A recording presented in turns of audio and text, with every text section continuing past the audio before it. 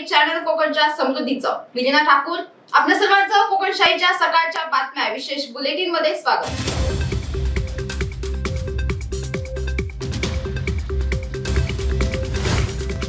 कसाल बाजारपेठेत रात्री जेवणानंतर नरकासूर पाहायला येत असलेल्या मोटरसायकल स्वारांना अज्ञात वाहनाने मागून धडक दिल्याने झालेल्या अपघातात कसाल येथील 26 वर्षीय तरुण प्रथमेश दिलीप बागवे हा मृत झालाय, तर सिद्धेश्वर दिनकर बागवे वय 32 हा गंभीर जखमी झालाय.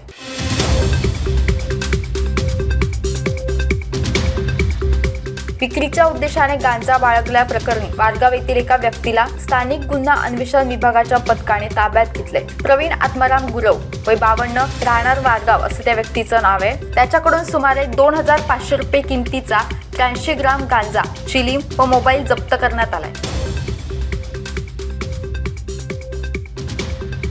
शिरोडा खालची केरवाडी येथे शनिवारी मध्यरात्री आकस्मिक आग लागून मासेमारी शेडसह मासेमारी जाळी व अन्य साहित्य जळून खाक झाले. या आगीत प्रवीण भरत परब यांचे सुमारे 29,50,000 रुपयांचे नुकसान झाले.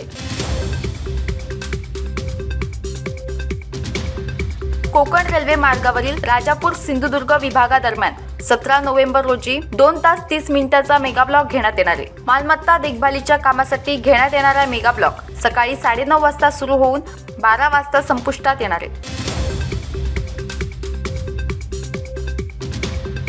भाजपाचे युवा नेते आमदार नितेश राणे यांनी सहकुटुंब उपमुख्यमंत्री देवेंद्र फडणवीस यांची भेट घेतली. दीपावलीचे औचित्य साधून त्यांनी ही भेट घेतली.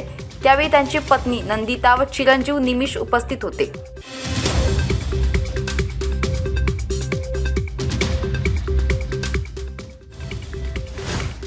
याबरोबरच कोकणशाहीच्या सकाळच्या बातम्यांमध्ये इथेच थांबतोय. पण तुम्ही मात्र दिवसभराचे अपडेट्स आणि ताज्या घडामोडी जाणून घेण्यासाठी कोकणशाहीचा YouTube चॅनल सबस्क्राईब करा, फेसबुक पेज लाईक करा आणि Instagram पेजला फॉलो करायला विसरू नका.